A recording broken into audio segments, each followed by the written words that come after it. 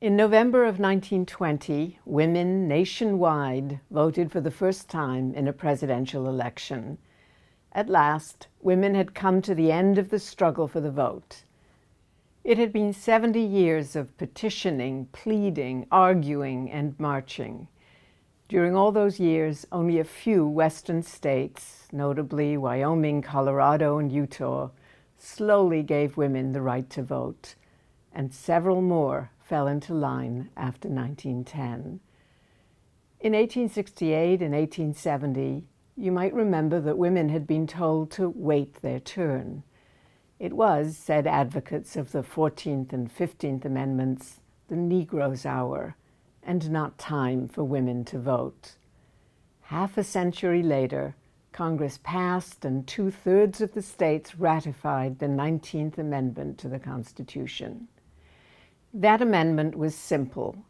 It said, "The right of citizens in the United States to vote shall not be denied or abridged by the United States or by any state on account of sex."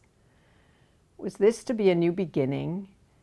Now that women had formal political equality, would they soon have an equivalent freedom? Would they be able to use the vote to amass power and influence, to have a voice in political affairs? It turned out to be more complicated than that. If achieving the right to vote gave women some of the citizenship rights they had not earlier enjoyed, it launched a second struggle for equality. This time, the struggle would continue into the 1970s, and some might argue still continues down to our own moment.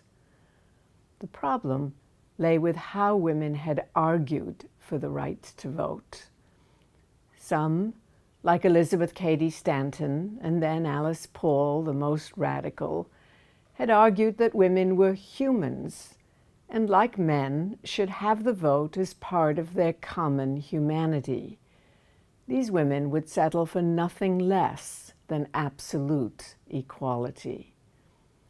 Anti-suffragists, you will remember, opposed this argument on the grounds that giving women the vote threatened the family by undermining the authority of the husband and father who represented it and whose voice should unite it. They feared that sharing the vote would demasculinize men and challenge male authority. Many women shared that fear. In response, a third group argued that the vote would affirm women's difference. It would bring the values of the home, caring, nurturing, anti-corruption, and greater morality into the political sphere. The Daughters of the American Revolution, for example, perhaps one of the oldest organizations of American women, believed that women would use the vote to affirm women's roles at home. Their members, and those organized by the National American Women's Suffrage Association, argued that women would introduce a new level of morality into the polity. Careful not to offend the racial segregationists of the South, they focused on the potential promise of white women. In the end, this was the argument that won. Women got the vote, not because they deserved it as human beings, because they were the same as men, but out of what historian Eileen Creditor called expediency. They won the vote because they were different from men.